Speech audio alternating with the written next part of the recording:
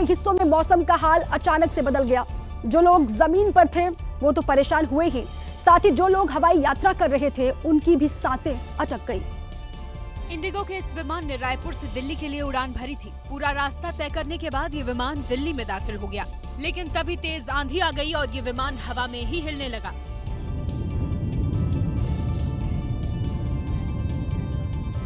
अंदर बैठे यात्रियों ने मोबाइल ऑन करके वीडियो बनाना शुरू कर दिया। पूरे विमान में खामोशी छा गई थी और हर यात्री की धड़कन बढ़ी हुई थी।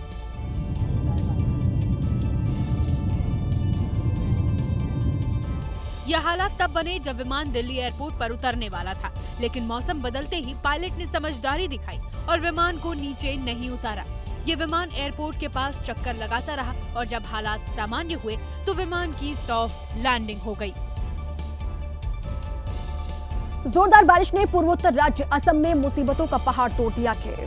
राज्य के शहर शहर में इस वक्त बाढ़ जैसे हालात बने हैं। असम से जैसी तस्वीरें सामने आ रही हैं वो बेहद डरावनी है। लोग अपने घर, सामान सब कुछ छोड़कर सुरक्षित जगहों पर जाने को मजबूर हैं। लखीमपुर में बस्तियों से गुजरते पानी की चपेट में जो कुछ भी आया बहता चला गया। पानी की तेज धारा ने दर्जनों घरों को डुबा दिया। बाहर निकलने के सारे रास्ते बंद पड़े। घरों में पानी भर गया तो अब पूरा इलाका खौफ के साए में सड़कों पर उतर आया। बचते बचाते लोगों ने जरूरी सामान लेकर अपना आशियाना छोड़ा। हैलाकंडी जिले में अंकेलंका तटबंध टूटने से इलाके का बड़ा हिस्सा बाढ़ की चपेट में आ गया। कटखल नदी का पानी तेज रफ्तार से रिहायशी इलाकों में बहता दिखा।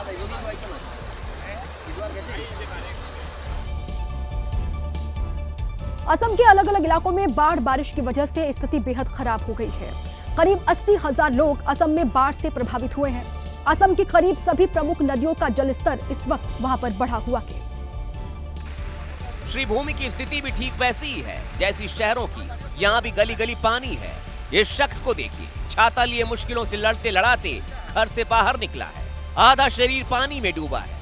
आगे बढ़े तो श्रीभूमि में जो कुछ नजर आया वो और भी ज्यादा डराने वाला था। इस घर पर अब पूरी तरह पानी का कब्जा हो चुका है। बुजुर्ग महिला पानी के बीच ही एक कमरे से दूसरे कमरे में जाती दिखाई दी। सारा सामान पानी में डूब गया। जिंदगी भर की कमाई पानी में पानी पानी हो गई। ब्रह्मपुत्र नदी भी उफान पर है और इस वजह से डिब्रूगढ़ के निचले इलाके पानी में डूब गए। घरों में पानी भर गया। लोगों को एक जगह से दूसरी जगह लाने के लिए नाव का सहारा लेना पड़ा। मणिपुर की राजधानी इम्फाल भी इस वक्त भीषण जलभराव की मार झेल रही है। लगातार हो रही बरसात ने इम्फाल की सड़कों पर पानी ने वहां अतिक्रमण कर लिया है। शहर के नाले बंद पड़े हुए हैं और शहर में हर तरफ मानो पानी का कब्जा है। ये इम्फाल का मेडिकल कॉलेज है। इस मुश्किल वक्त में जिसकी सबसे ज्यादा जरूरत है उस अस्पताल में पानी ने घुसपैठ कर ली है। हर तरफ पानी ही पानी है। गेट से लेकर अंदर वार्ड तक हर जगह सिर्फ पानी है। लोग जान बचाने के लिए खतरों से मुकाबला करते हुए सुरक्षित स्थानों पर जाते दिखे। कोई गाड़ी से जा रहा है तो किसी के लिए नाव आ रही है। बारिश कैसे बर्बादी में बदल जाती है ये कोई इस वक्त इम्फाल वासियों से पूछे। शहर के नाले बंद पड़े हैं। एनडीआरएफ दल बल के साथ मिशन मोड में राहत और बचाव करता दिखा। शहर की सड़कें तालाब में तब्दील हो गई। जिन सड़कों पर सरपट वाहन दौड़ते दिखते थे वहां तेज रफ्तार से नदियां बहती दिखी। इस पानी के तेज बहाव के बीच जो कुछ भी आया सब कुछ बह गया। टूटे रास्तों को साफ करती मशीनें जगह जगह दिखाई दे रही हैं। तेज रफ्तार से आ रहे पानी के बीच रेस्क्यू करना भी टीमों के लिए बड़ा चैलेंज बन गया है। हालात कब तक ऐसे ही बने रहेंगे इसको लेकर लोग परेशान हैं। वहीं सिक्किम में बाढ़ और बारिश ने तबाही मचा दी है। सिक्किम के कई इलाकों में भारी बारिश के बाद पहाड़ों के दरकने का सिलसिला लगातार जारी है।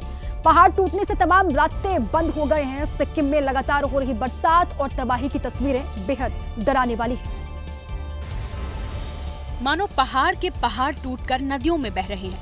ये पानी अपने साथ तबाही ला रहा है। मंगन जिले के चुंगथांग में तीस्ता नदी उफान पर है। जगह जगह निर्माण कार्य ध्वस्त हो गए। सिक्किम में हर पल चुनौतियों से भरा है। जगह जगह से लैंडस्लाइड की खबरें आ रही हैं। प्रशासन रेस्क्यू में जुटा है। लोग मंगम छोड़कर सुरक्षित स्थानों पर जा रहे हैं क्योंकि तीस्ता नदी जिस तरह खतरे के निशान से ऊपर बह रही है उससे डर है कि कहीं ये पुल भी न डूब जाए। नदी के किनारे रहने वालों ने अपने ठिकाने बदल दिए। डर तब और बढ़ गया जब लगातार जगह जगह से तीस्ता नदी पर बने पुल बहने की खबर थमने का नाम नहीं ले रही। ये मंगन को चुंगथांग से जोड़ने वाला फिंदांग बेली पुल है। तेज बारिश ने इस पुल को बड़ा नुकसान पहुंचाया। रात भर यहाँ रेस्क्यू अभियान चलता रहा। बड़ी बड़ी मशीनें इलाके को साफ करती नजर आईं। ऑपरेशन सिंदूर सेना के पराक्रम से होते होते अब सियासत तक पहुंच गई है। अमित शाह ने आज पश्चिम बंगाल में ममता सरकार के खिलाफ हुंकार भरी और चुनाव में टीएमसी को सबक सिखाने के लिए कहा। गृह मंत्री ने पश्चिम बंगाल की महिलाओं से अपील की है कि वो आने वाले चुनाव में ममता बनर्जी को जवाब दें। मैं बंगाल की मातृशक्ति को भी अपील करने आया हूँ। आने वाले चुनाव में ऑपरेशन सिंदूर पर सवाल उठाने वाली ममता जी को सिंदूर की कीमत बंगाल की माताएं बहनें जरा समझा दे।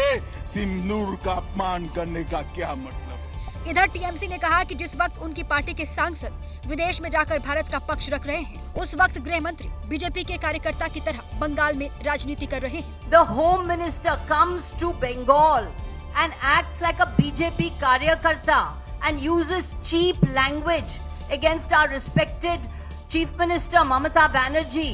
The fact is, Mr. Amit Shah's politics is all about divide and rule.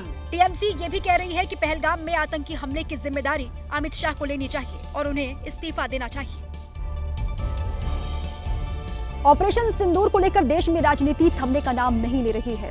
अब विपक्षी नेताओं ने सीडीएस अनिल चौहान के उस बयान को मुद्दा बना लिया है जिसमें उन्होंने कहा था कि भारतीय विमानों का गिरना बड़ी बात नहीं थी, बल्कि विमान क्यों गिरे ये महत्वपूर्ण है। सीडीएस के इस बयान के बाद कांग्रेस ने केंद्र सरकार पर आरोप लगाए हैं कि वो देश को गुमराह कर रही है। चीफ ऑफ डिफेंस स्टाफ ने सिंगापुर में ये बोला है कि हमारे जहाज गिरे।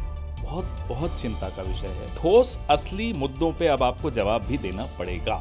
इधर बीजेपी के नेता अभी भी ये मानने को तैयार नहीं कि ऑपरेशन सिंदूर के दौरान कोई भी जहाज गिरा था। पाकिस्तान के जनरल सैयद आसिम मुनीर जो थ्योरी बेच रहे हैं, उसका कोई खरीदार दुनिया में नहीं है। एक ही खरीदार है, वो कांग्रेस पार्टी। इस बीच कांग्रेस अध्यक्ष मल्लिकार्जुन खड़गे ने एक बार फिर सरकार से संसद का विशेष सत्र बुलाने की मांग की है।